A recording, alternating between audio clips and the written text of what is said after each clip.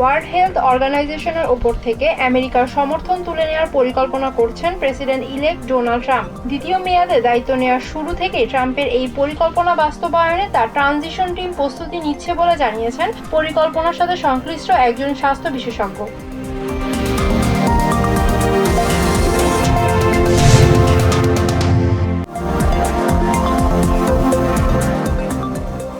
Liberty এনার্জির chairman ও CEO Chris রাইটকে energy secretary হিসেবে মনোনীত করেছেন প্রেসিডেন্ট ইলেক্ট ডোনাল্ড ট্রাম্প। জ্বালানি খাতে দেশকে স্বনির্ভর করার লক্ষ্যেই ক্রিসকে এ পদের জন্য যোগ্য মনে করেছেন তিনি। জলবায়ু পরিবর্তন মোকাবিলায় সরকারের নানাবিধ কার্যক্রমের একজন বড় সমালোচক ক্রিস।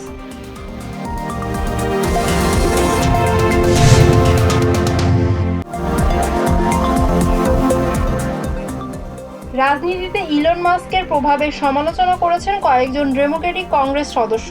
বাজেট ও সরকারি নীতিতে হস্তক্ষেপের অভিযোগে মাস্ককে দেশের কো-প্রেসিডেন্ট বলে কটাক্ষ করেছেন টেক্সাসের কংগ্রেস ওমেন জেসমিন ক্রকেট। অন্যদিকে সরকারের নীতি ও বাজেটে হস্তক্ষেপের জন্য মাস্ককে দায়ী করেছেন কংগ্রেস ওমেন এওসি।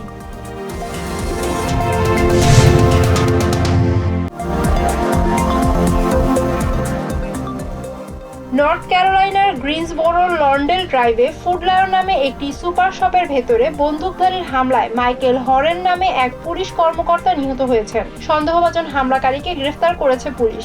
এ ঘটনায় শোক জানিয়েছেন গভর্নর রয় কুপার। ঘটনার তদন্তে কাজ শুরু করেছে পুলিশ।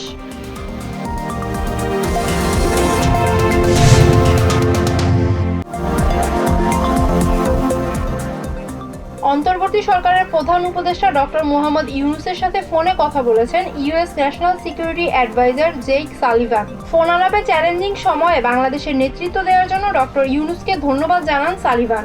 আগামী চ্যালেঞ্জ মোকাবিলায় বাংলাদেশকে আমেরিকার অব্যাহত সমর্থনের কথা উল্লেখ করেন তিনি।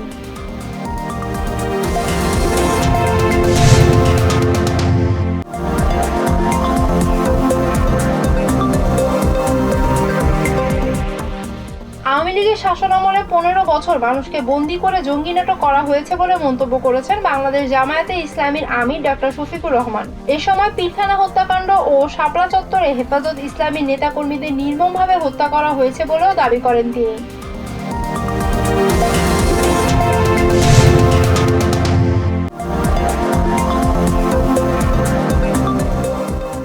কর্মপরিকল্পনা বাস্তবায়ন শেষে আগামী ফেব্রুয়ারিতে নতুন রাজনৈতিক দলের নাম ঘোষণা করা হতে পারে বলে ইঙ্গিত দিয়েছেন জাতীয় নাগরিক কমিটি। TVN24-কে দেয়া একান্ত সাক্ষাৎকারে সংগঠনের মুখপাত্র সামান্তা শারমিন বলেন, গণ অভ্যুত্থানের পর বাংলাদেশকে সঠিক পথে পরিচালিত করতে তরুণ নেতৃত্বের বিকল্প নেই।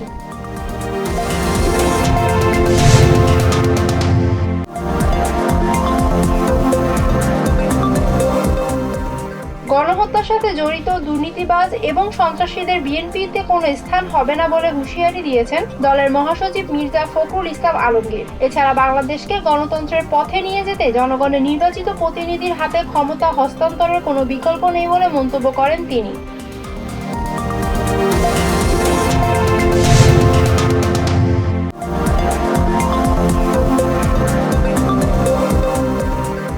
তুর্কির উত্তর পশ্চিমাঞ্চলের বালিকেসি শহরে মঙ্গলবার একটি ক্ষেপণাস্ত্র বিশেষ করে বিস্ফোরক কারখানার শক্তিশালী বিস্ফোরণে কমপক্ষে 12 জন নিহত ও 5 জন আহত হয়েছেন। তাৎক্ষণিকভাবে বিস্ফোরণের কারণ জানা যায়নি, তবে ঘটনা তদন্তে ইতোমধ্যে কাজ শুরু করেছে তুর্কি কর্তৃপক্ষ।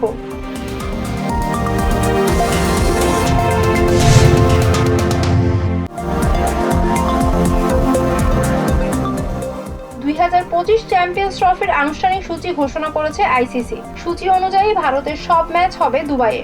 9 মার্চ ফাইনালের ভেন্যু লাহোর। তবে ভারত ফাইনালে উঠলে লাহোরের পরিবর্তে খেলা হবে দুবাইয়ে। চ্যাম্পিয়ন্স ট্রফিতে বাংলাদেশের অভিযান শুরু হবে দুবাইয়ে ভারতের বিপক্ষে ম্যাচ দিয়ে।